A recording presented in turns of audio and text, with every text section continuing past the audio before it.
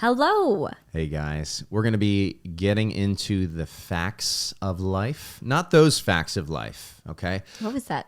What was that song? The facts of life, the facts of life.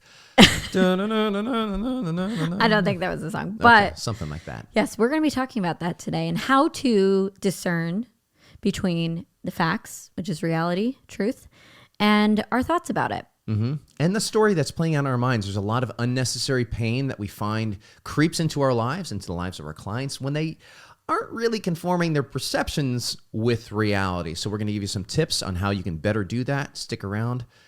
This is going to help you.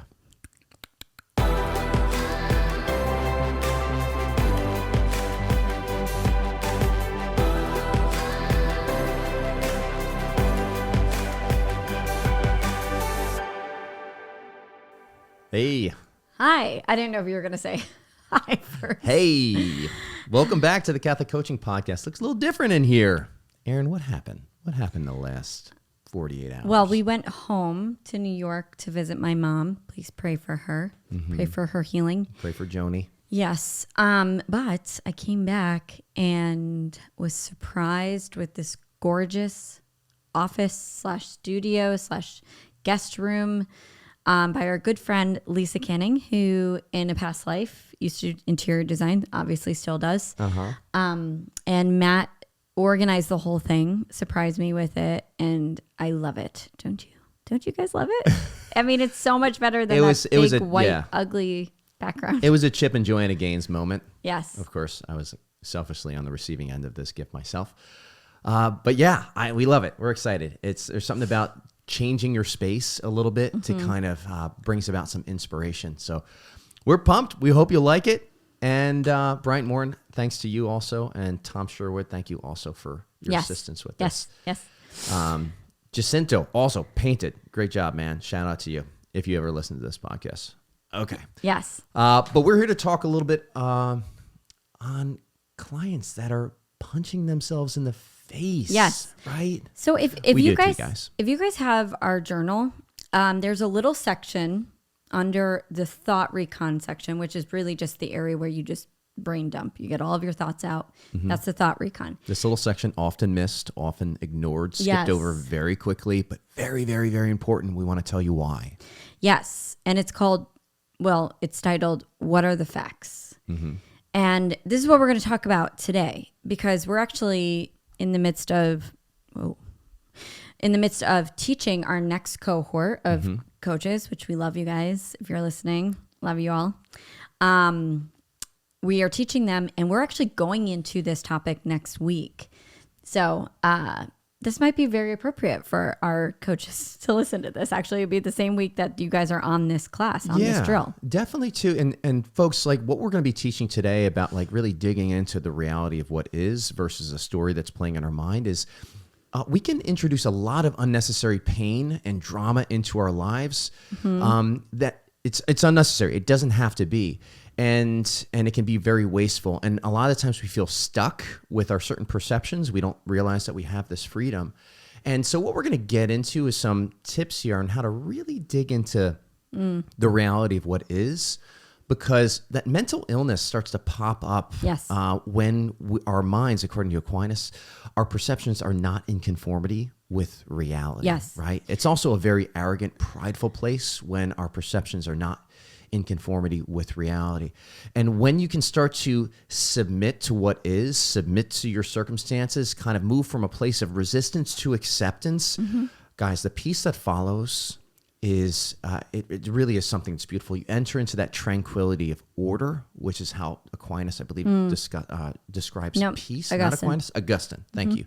Augustine describes peace, but you start to get away from all the unnecessary stress, anxiety, blaming, fears that really can keep you very stuck and not listening to God's plan for your life in that moment. Yeah. A couple of things that you said, it makes me think of a quote that I actually shared in the last podcast, but it's one of my favorites. And it's, when we argue with reality, we lose, but we only lose 100% of the time.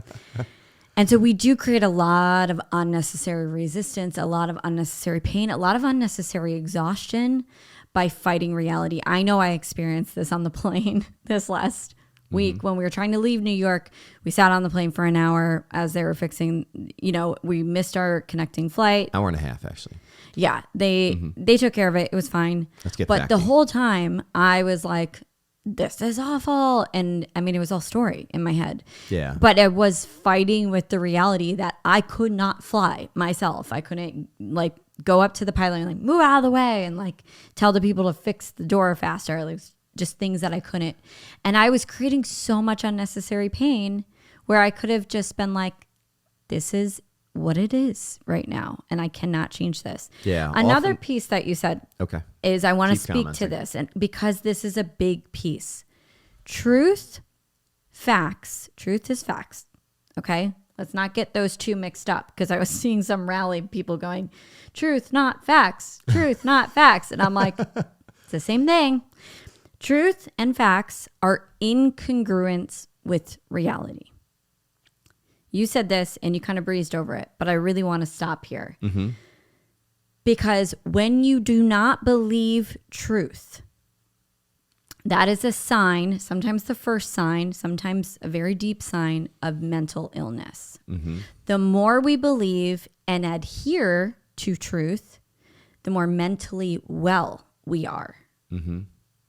So when you're Billy Madison and you see a talking penguin and you're chasing that around, and the penguin's not really there.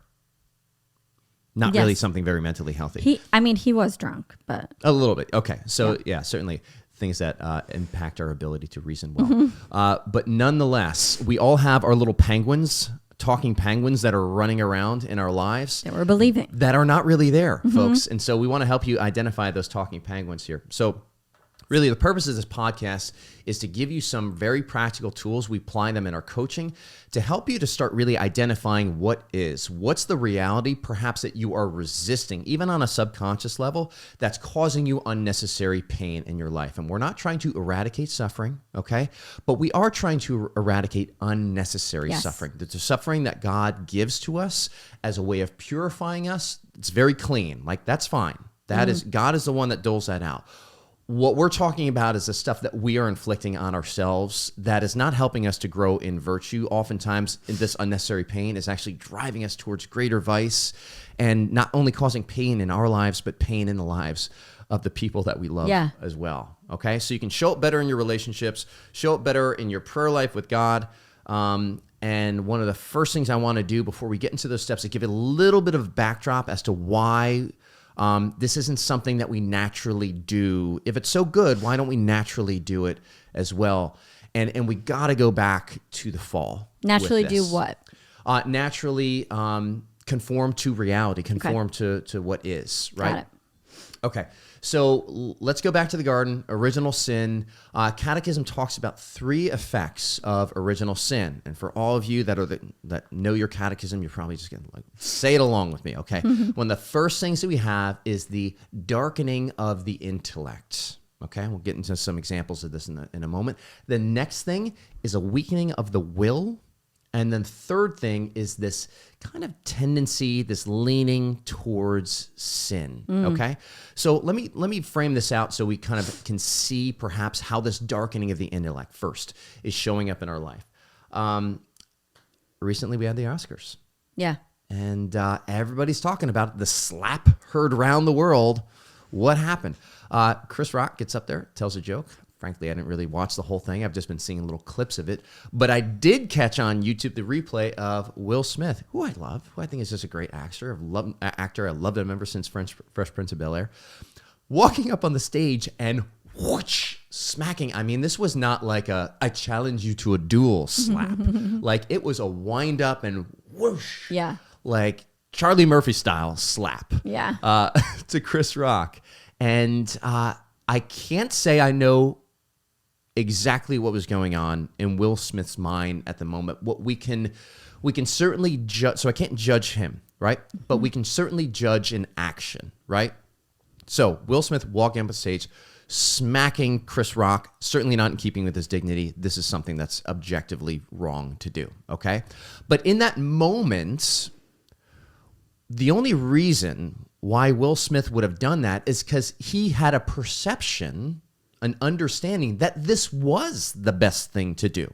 that there was something very ordered about what he was doing. And so this is where this darkening of the intellect can kind of start to erode our ability to really understand what the right thing is to do is in a given moment. Certainly this wasn't a very prudent action. Yeah. Prudent is right reason in a given moment. Exercise, that virtue, one of the 4 cardinal virtues.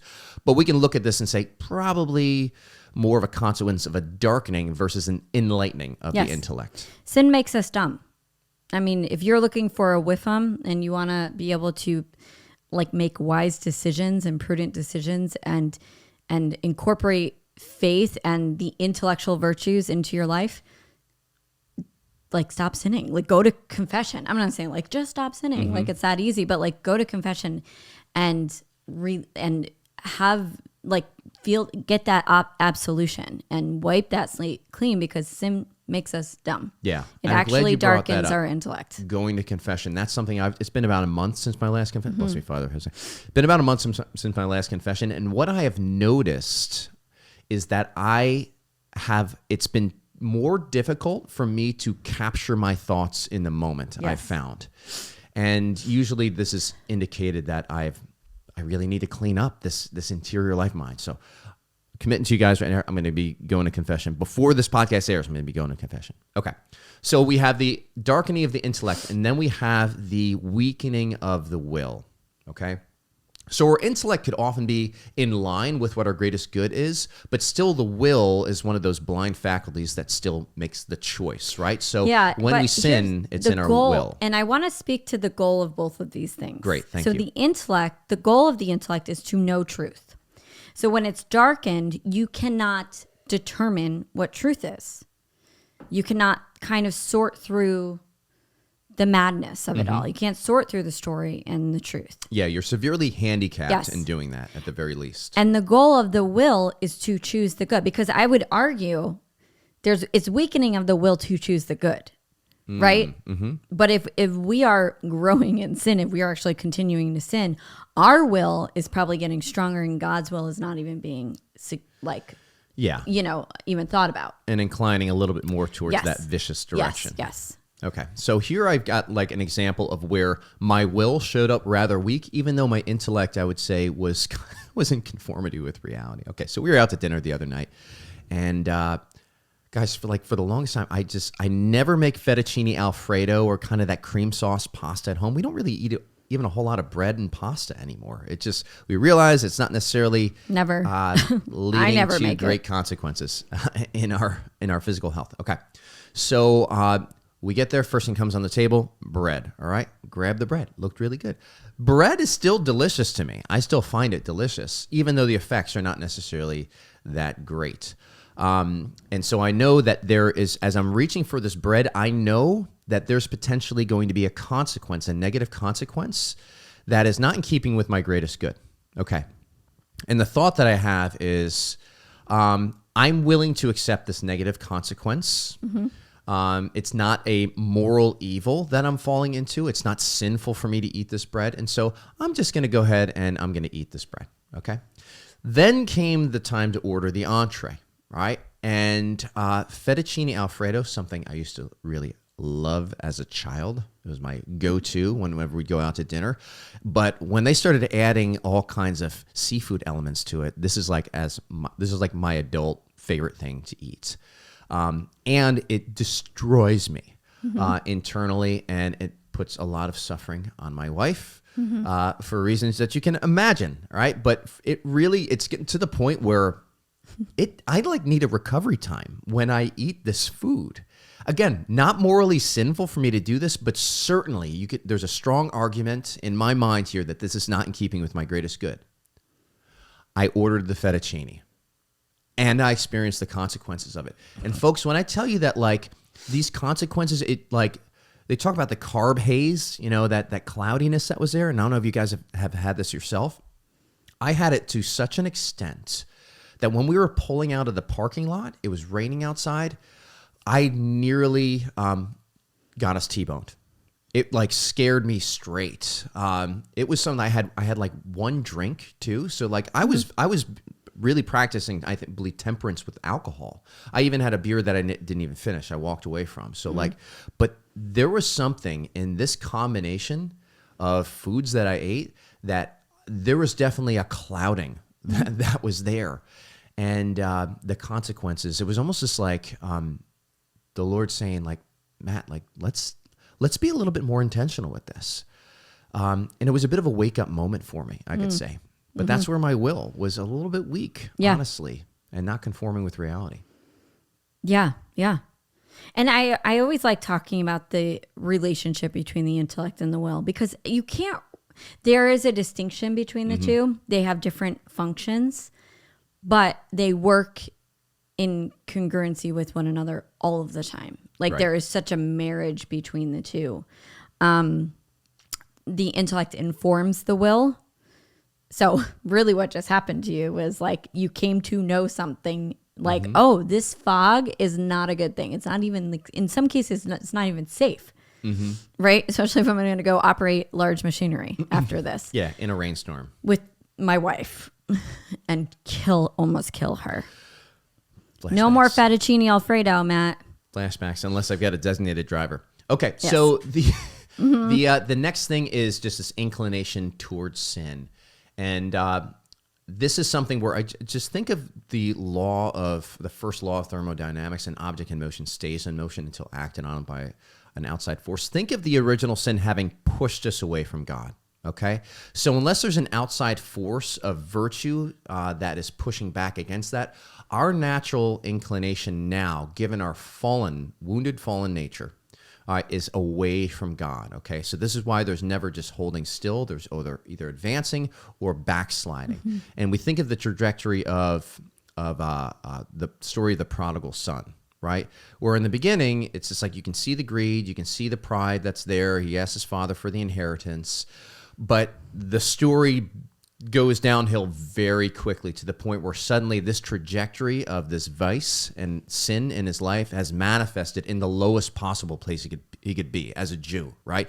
He is tending to the swine, the most ritually unclean animals that there are, and he's wishing to eat of the food that these unclean animals eat of, all right?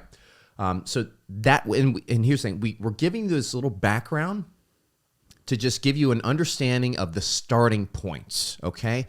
And also a little bit of an understanding of why we need to intentionally apply these skills that we're going to give you, because when we don't, we fall back.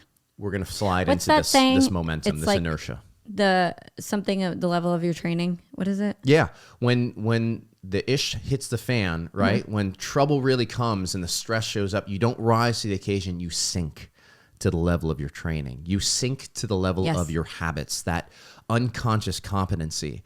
And this is either going to be vicious, right? A habit of doing evil or choosing evil, or it's going to be virtuous, a habit of choosing good or thinking good thoughts. And we're always moving towards some direction. Like, do not think you just stand still. Yes. Even though a lot of clients come to us and are like, I feel stuck. They're moving backwards, actually. That's what's happening. And folks, the devil does not sleep. He is constantly pushing us away from God. Constantly, right? And so scripture, resist the devil and he will flee from you. Let's get into how we can start overcoming some of these fallen tendencies, resisting the devil, so we can start moving towards a mind that is in conformance with reality and accepting reality. Cool. Go for it. Okay. So when we start to overcome these tendencies, folks, and we start to enter into the tranquility of order, which is the order that God has established, what he has created, the created order, what it means to be human, and what our understanding of our human nature, like how do we choose to thrive and not eat the fettuccine Alfredo if it's not in conformity with our human tendencies, there's not conformity with our greatest good. Folks, we're going to receive a lot of just peace, less stress, less anxiety. That's the big payoff to getting in line with reality. I like how you're speaking to order, though. Yes. Like natural order, natural law, just working within order. Order, I know it's not a transcendental, but I always feel like it is. It's mine. I'm drawn to things that are ordered, believe it or not. I'm like, that must be true because it's ordered. And so when we experience this tranquility of order, like God is not a God of disorder. He's a God of order. And so that is one of his fingerprints. Yeah. He's of order and he's very intelligible, okay? And if he's intelligible, that means it's something that we can understand, okay? So that's really what we're going to be focusing on here today. These tips are going to help you to understand reality clearly, okay? So it's going to start to enlighten your intellect and really resist that darkening of the intellect that's an effect of original sin. Okay, so we're going to give you 3 tips here. These are tips that we use in coaching.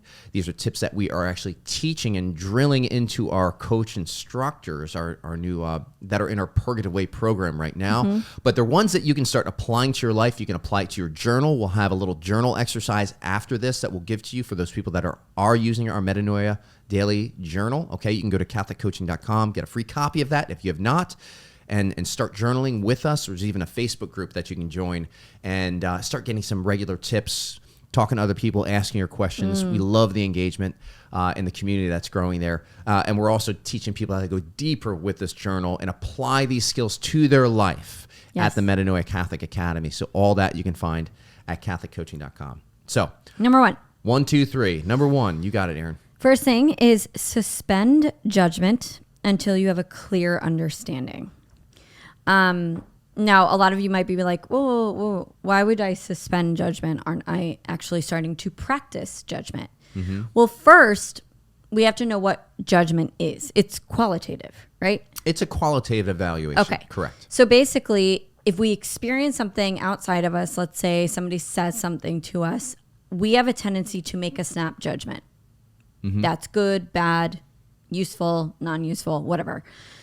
So we have that tendency because our brains are so sophisticated. We are made in God's image, and it happens like in a split second. So when we are saying suspend judgment, what we want you to try is just to objectively look at the facts. What was said? What was not said? What were the words spoken? And I love asking clients this because even when a client will come to me and they'll be like super dramatic, I'm like, okay, so what are the facts? Just tell me the facts, what you know and what you don't know and what you need to know. Right. And you're getting a little bit, so you see, I made the notes today and Erin's jumping ahead. Now Erin's the one jumping ahead a little bit here. But I want to build a case a little bit here for why we're suspending judgment a bit. Okay, so I want you to think of, we use this analogy of the courtroom quite often, right? What's the purpose of the courtroom? It's to establish, ground whatever decision that they're going to be making, any adjudication, judgment that they're making. Any evidence. In solid evidence, okay? And so the first thing, if we want to make, ultimately we want to make a good decision on how to show up, okay? But before we can start applying judgment to a given situation, we have to really understand first what we're dealing with, okay? If we start judging too quickly, what we start to do is color the evidence that's coming into the courtroom, our internal courtroom, and it starts to bias it one way or another. It's the same reason, and this is where the wisdom comes, where you don't want to have a biased jury. If you are adjudicating a case on, rape or something, and you're a juror that has had a close relative who was raped or been raped yourself, there's a reason why they excuse you from the jury. You have an association, a really strong association that perhaps they believe is going to color the way that you receive that evidence, okay? And ultimately, it's going to lead possibly to a judgment that's not really like the best thing based on the evidence. So you're going to start to perceive those facts a little bit differently. So we want to get really clean jurors into the room, okay? And just present the facts, okay? Yes. And remember, it's at the end of the court case, after all the facts have been presented and all the witnesses have been called to the stand, that we are making that adjudication, okay? So when we judge too quickly, we tend to judge off insufficient evidence, or we tend to corrupt that evidence or bias that evidence, which ultimately does not serve us in getting a good grasp on reality.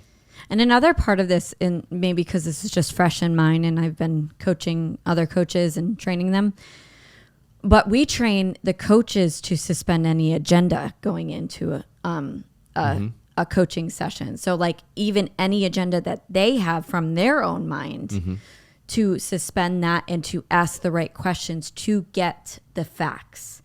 And I think that's such a huge piece, because so often we can, as coaches, jump right in the pool with people. I know what you're dealing with. Everything Or you're say, telling I me. know, Yeah, yes. everything you're telling me, I just dealt with this last week, and boom, all of a sudden we throw our biased story and we say, this is your story. Especially if you have a phlegmatic client. They're just like, yeah, that's okay. that's sure. I like Whatever everything you say. like.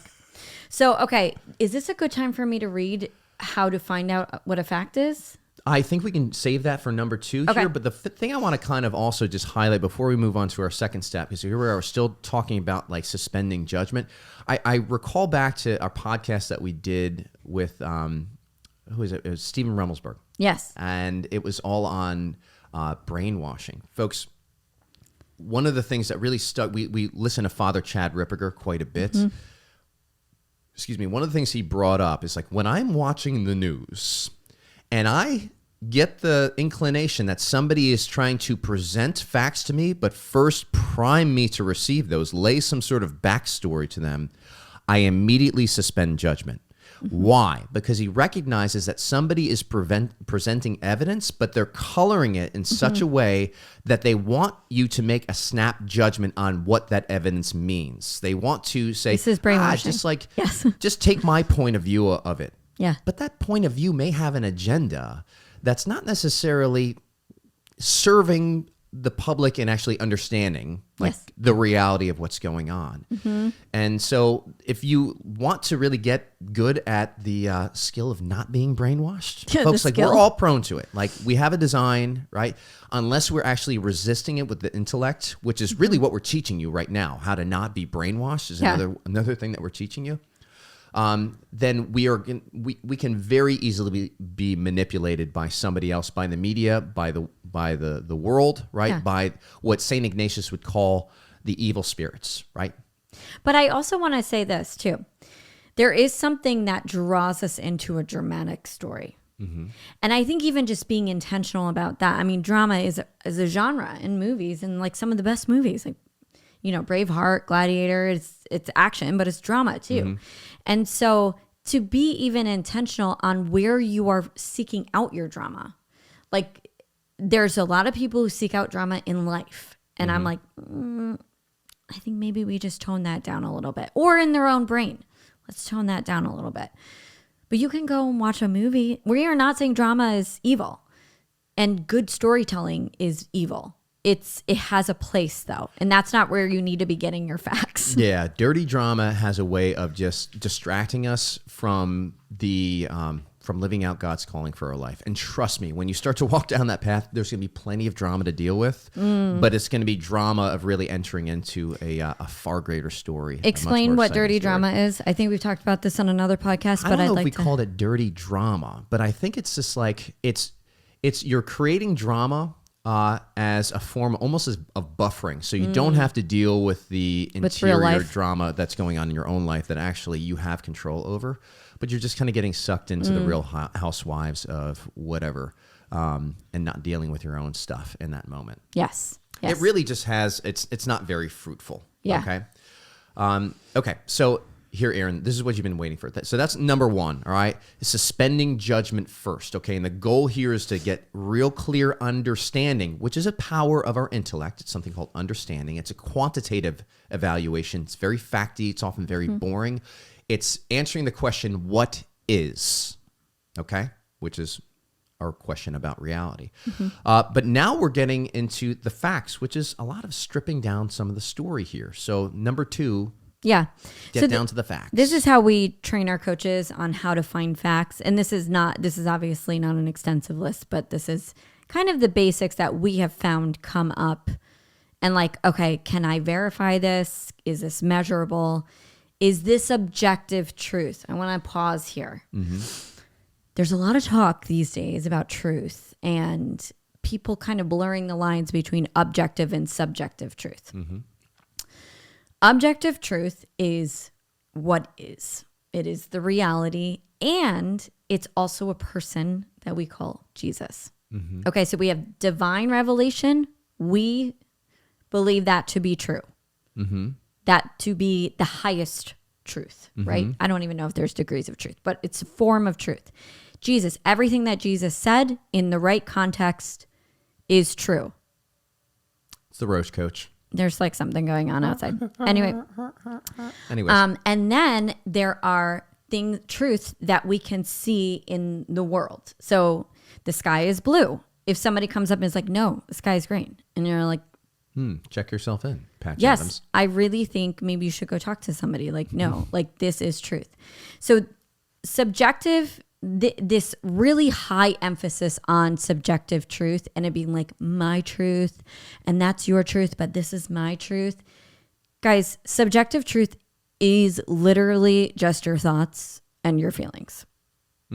It's and a perception. It's an interpretation. There's a separation between truth, reality of what is, the facts, and your subjective truth. That's a separation. It is not truth.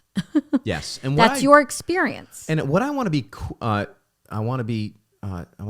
be careful with here is not to say that subjective truth doesn't have any purpose, right? Subjective truth, our experience, that phenomenological approach to understanding what is something that is also it's another point of evidence that we can bring to the table to come to understand truth. Now, if our subjective truth violates objective truth, what is, yes, then it's not the problem over here unless we need to understand more clearly. We either have what is wrong or what's most likely the case. Here's how Ripperger explains it. We need to bring it into conformity, our own perceptions. Yes. Ripperger explains it like this, and it's probably based off of Aquinas because this entire book is based off of Aquinas. It's a big book. And he says, when subjective truth is aligned with objective truth, now you're growing in holiness, you're growing in virtue. When you choose subjective truth over objective truth, mental illness happens. Beautiful. That is actually a product of modernism. That's one of like the heresies that is definitely reaping what's the wreaking phrase? Havoc. There you go. There it is. All right. So the final piece of how to find facts is pure sense data. Let's talk common sense power. Yes. The very first thing that we use when we take in information to our mind, this is based off of St. Thomas Aquinas' philosophy of psychology, is called the common sense power. Let's make a distinction here. We've often heard the colloquial term of common sense as just like street smarts, okay? We're using it a little bit differently here. We're using it how Aquinas talks about it. So Aaron's going to give you that definition based on how Aquinas uses it. Yeah. Just think of it sense power. So it's what information we take in through our five senses, sight, touch, hearing, smell, taste. And before it's just the pure sense data, before any interpretation has been kind of applied to it. Okay. The only judgment that common sense power makes is this information is coming from my nose. This is coming from my eyes. This is my ears, touch, taste. That's the only judgment we could say it's making. So what's the example that you have? The friend got a text. Yeah, I had a buddy. Okay, so like this is an example of like kind of making a distinction of we want to get down to the actual sense information that's coming in and strip away the interpretation or the story, the drama that's associated with it. So I was talking to a friend, and maybe you guys heard this story before because I use it often, but he was really upset with a conversation they'd had over text message with another friend. And I said, well, what happened? He goes, well, basically he called me an a-hole. I was just like, all right, well, so there we go. It's like, okay, that's very charged, right? I was like, well, did he do it over text? He goes, yeah. I go, well, what did he say in the text? And he read me the actual words that were in the text. So he was using his sight. Yes, using his sight and to take in the information. Right, okay. the cold, hard facts of what happened. And guess which word was not there? A-hole, right? And so where did that come from if it didn't come through his common sense power Well, it came from somewhere else. It came from some sort of association or maybe a memory. But it came from my friend's brain is really where it came from, right? And so who's the one that's actually calling you an a-hole? He was calling himself an a-hole at that point. So really what we're trying to do here, and you guys might think we're splitting hairs, but we aren't, because this is so huge. Mm-hmm. You take in something, and this happens in a millisecond. So like it happens so quickly, but we want to make this distinction. You take in something through your senses, and then when Matt was saying suspend that judgment, that immediate reaction to it, that immediate interpretation to it, you just look at the facts. So one of the things that I was taught as a coach, and we teach our coaches, is, let's just say it's similar situation happens. I had a conversation with someone and I go, what exactly did they say that led to this emotion or led to this thought? What exactly did they say? And so they are like, want to tell me every single word so I can hear it with my sense. And then I can start to apply truth and judgment to it on like on an objective level. Right. Because you're not necessarily feeling all of the emotions that are starting to cloud your judgment at this point. This is why it's just like when we're feeling very emotional, it can often impede our rational thinking, right? And actually incline us again away from really what reality is. Another example of this, I find myself with our daughter, Avila. And I'm getting a little bit better at this, but still I haven't really habituated my mind to think this way. But all of a sudden she's 3.5. She'll start kind of getting fussy and whiny. And particularly around time when I'm putting her dinner in front of her, right? And she's saying, I don't want this, not my favorite. and we can only give her favorite. And the thought I have is like ever changing. This is a power play, right? This kid is having a power play right now. Okay. So, and that's how I'll describe what is taking place. Erin's like, what's going on? She comes over, what's going on? It's like, Avila's just having this power play. Okay. That is a story that I'm telling based on the cold facts of my child is 3.5 years old. Important fact here, she's below the age of reason. Important fact here, she doesn't have a fully formed brain yet. There's a lot of gray matter that's in there. She's learning how to exercise her own judgment very much here. In her own will. In her own will. Maybe she didn't have a nap that day. Maybe like just looking at the facts like that, and all of a sudden when I get all those facts on the table, it's just kind of like, oh, wow, like why am I surprised that this is happening? Like, why is this necessarily something that is so wrong? And is my child even capable of having, like, doing a power play? Is she like, is her brain do that? Does she really, like, is she that conniving and it's very sophisticated, villainous? Yes. This mastermind? I'm thinking of the example that you had in drill the other day. Even somebody taking, they were trying to make a decision between two schools to go to for grad school. And they said, well, this one is over here and it's secular, and this one's over here and it's Catholic, but it's expensive. So a way to kind of strip down the facts with that is, let's just pick one of them and say, Catholic school, how much does it cost? What are the facts here? What is the number? How do we measure that? That is verifiable. I can look on the internet and see it costs this much. I can verify it. You know, that is evidence. That is actually courtroom evidence that we can provide there. Saying it's expensive, that's a judgment.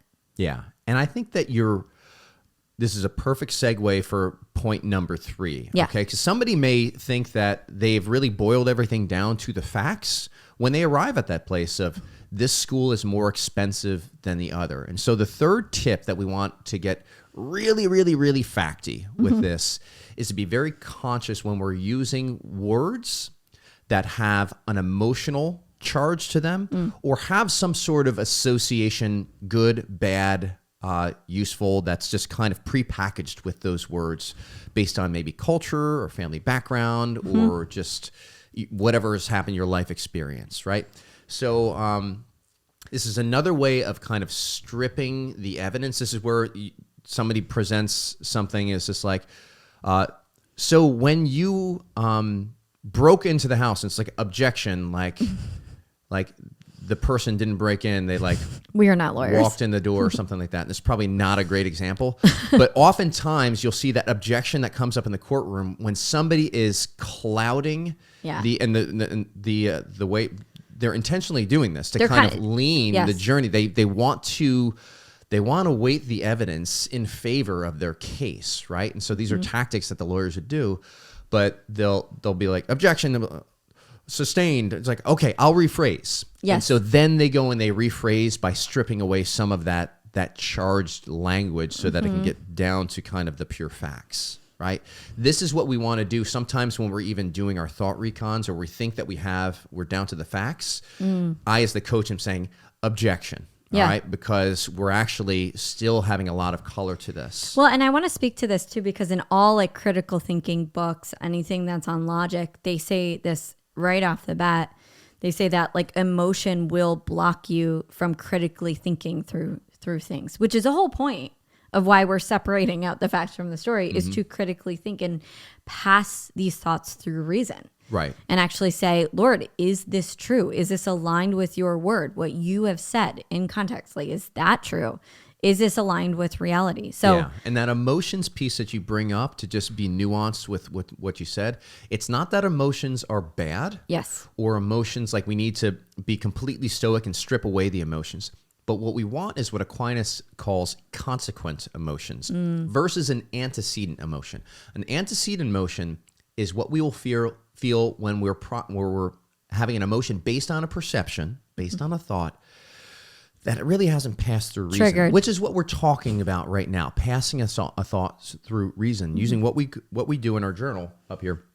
It's really, we're teaching people what we call the reason cycle, okay? And applying reason so that we can arrive, our emotions that we're feeling which incline us towards certain actions, are really consequent, and they're based on what is. They're based on good understanding, and therefore they're helping us to ascend to a good judgment, right? That's in conformity with objective truth.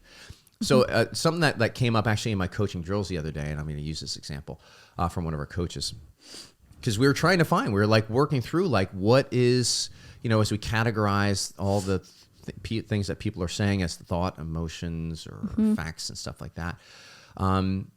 She said, well, it's a fact that at some point I yelled at my friend. She was talking about a conversation where it, got a little bit heated story, and she didn't really like where it went. So she said, at one point I yelled at my friend. Okay. And we got into a little bit of a debate amongst the coaches as whether or not this was fact. Okay. I think that somebody from the outside in could look at this and say, yes, objectively, she yelled at her friend. But that term yelled, I would argue, has a bit of a connotation to it. I think that term yelled has a connotation of being an offensive action. Okay, and if that's the case, then the yelling happened, then an offensive action happened, and the proper response would be defensiveness, protecting yourself. There's been some sort of harm here. That's where I think we might be missing the mark. So also another thing is, like, I literally was just picturing myself sitting there with like a clipboard and be like, define yell. How do we know? Because I know a lot of Italians who naturally just talk very loudly. So is it a decibel? Is that the right word? Decibel amount? Like, how do we know what is yelling? We love you, Jerry. Sometimes I talk very loudly as well, and some people might even think that I'm yelling. I used to we have a priest at home, Father Giannis. When he used to give his homilies, he would talk very loudly, and I remember being like, why is Father yelling at all of us? I wasn't really listening to the words, but I was like, it sounds like he's yelling, but that was just the way he talks. And so you could even break that piece down and be like, define this. And one piece I do want to talk about here real quick is every thought that we have, every perception that we have is made up of words. Obviously, it's a sentence. And sometimes those words and phrases, in this case, yelling, have their own emotional weight to them, have their own associations, have their own misunderstandings of what it actually is, have a misunderstanding of what the definition is of that word. And so that's where, if you really want to strip this down and get very intricate about it, that is one piece where you could take this and apply it and be like, yeah, but yelling, it's an emotionally charged word, but also, how would I know? How is this measurable? Yeah, and when we're getting that, like, this is, you might be thinking, well, like, how would you describe what happened then? I mean, a step in the right direction could be that at some point in this conversation, I started to raise my voice. Yes. And I said these words. Okay, so raising the voice doesn't necessarily immediately communicate, at least in my mind. Maybe it does for you guys. That an offensive action is taking place, meaning my only option, my best option is to protect, right? Triggering a fear response and protecting, right? I think something that is incredibly boring, and another way that we can think about this that I think is just as factual as saying that she yelled or that she raised her voice, is at some point in the conversation, the decibel volume, the decibels in my voice increased.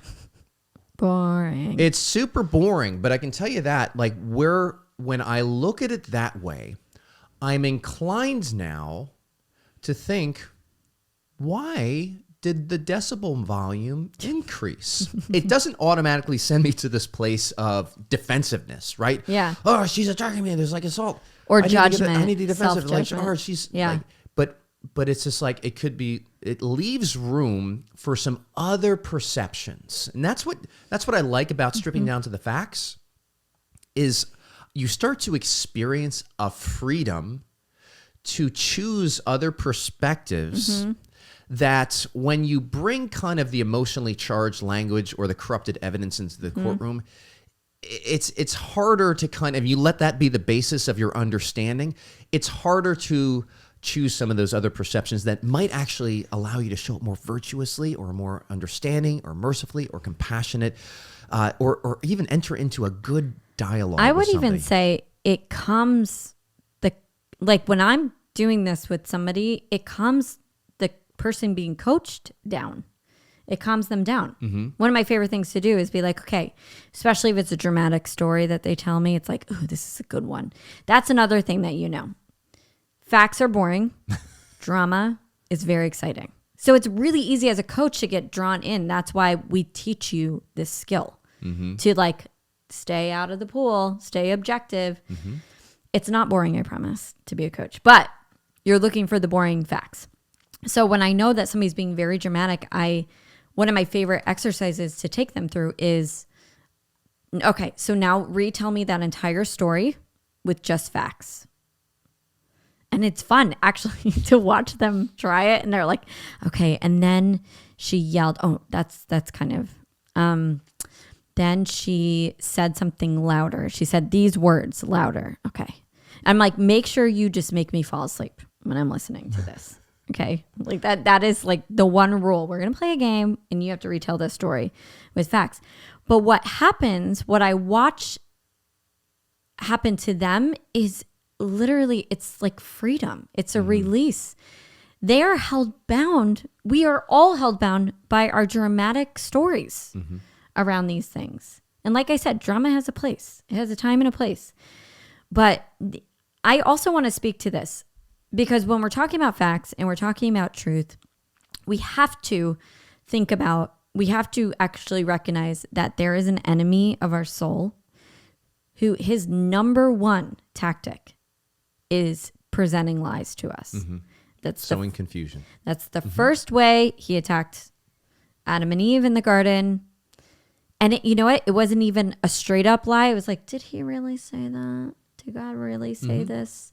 And it just proposed that question. Yeah. And that was enough, using that example, to start to incline Eve towards that antecedent appetite. Remember that antecedent emotion, that emotion that is not grounded in reason, right? What's she do? She looks at the tree and she says, "Oh, she has this desire for this tree. It's good for food."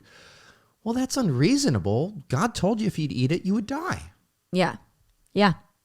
Yeah. And she played a part in it too. But when these lies are presented to us, like doing what we just walked you guys through is a great way to uncover the enemy's lies to us as well. He loves drama. He loves actually creating drama in our mind. And he loves playing with our emotions and like playing with fear. I'm not saying that we are puppets in that sense. We have to consent to him. We have to consent to and believe the lies that he's telling us. But we want you guys to separate out the facts from the story. Here's a crazy thing. If you look at our journal, if you have our journal, we have a big space for what we call the thought recon, which is the brain dump area. And then we have like a little space that says, what are the facts? And then we have like a little bit of time. And here's what will happen. When you get all of your thoughts out, you will realize that about 2% of what you write is actually factual. Rest is story. The rest is story. And guess what? The rest is optional. Yeah. Love that. I want to just, before we get into kind of closing out and talk about just the application in the journal here, when I want to just address how awesome it is that we're made in the image and likeness of God and bringing this fact into the courtroom. What this means is that our intellect desires to know truth and that our will desires to rest in the good, desires to choose good.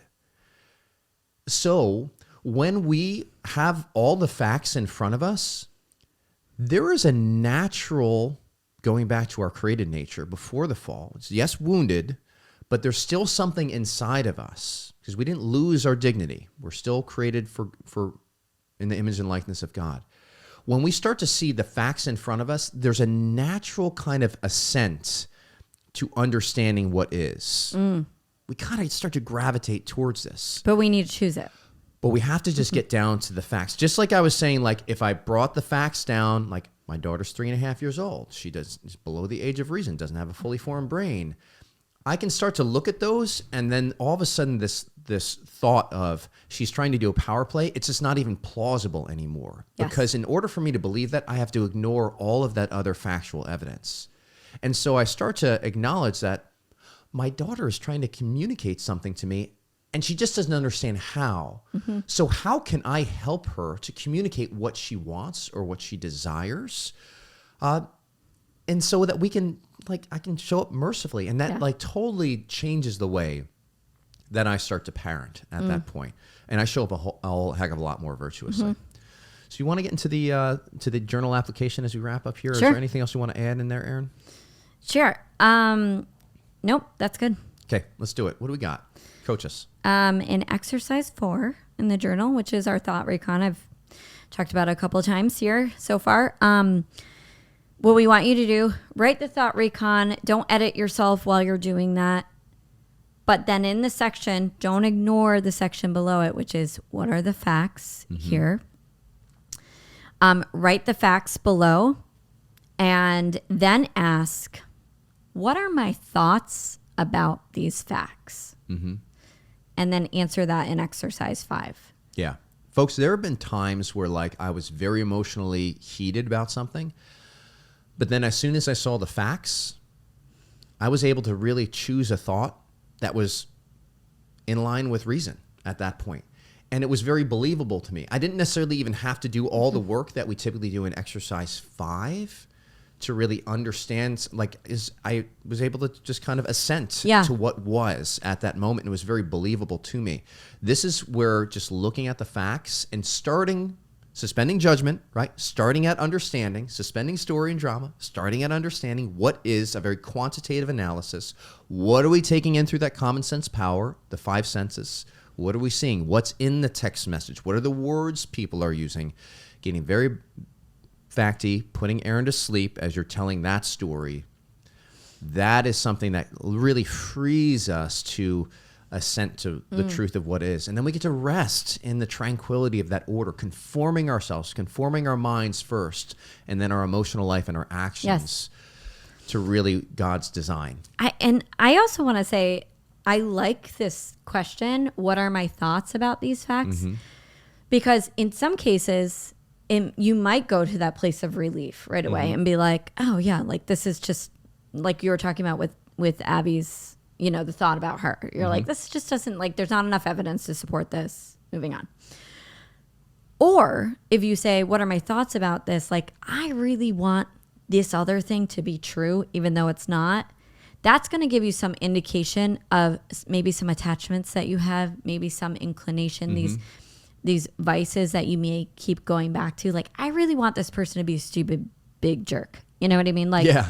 And I want to, I want that to be reality. Find all of the evidence for this. Well, for me, it's just like the thought that often comes to mind when I look at that circumstance of like where Abel is at is I don't have time to deal with this right now. And so, like, what is that revealing? What is more important to me? Attachment? What's my attachment to something else other than showing up in my primary vocation as a husband and father? Yeah. So that question's going to really reveal something about that to you if you do have some attachments going on there. So great. Yeah. Folks, thanks for being with us in our new studio. We hope this, this will be posted on YouTube. If you're listening to the podcast, we're going to start rolling out more episodes on YouTube. So make sure you follow Metanoia Catholic on YouTube. Click the little subscribe button so you can get notifications of when these podcasts are hitting. But we're doing these on a weekly basis. And guys, we just want to make this very practical for you, taking this beautiful stuff that's in the Summa and our understanding of who we are and God's design and helping us to live in that design so that we can experience that peace that comes with the tranquility of order, conforming to the tranquility of order. If you want to know more, too, come check us out. Yeah. CatholicCoaching.com, and maybe consider joining the Academy. It might just change your life. Beautiful. Bye, guys.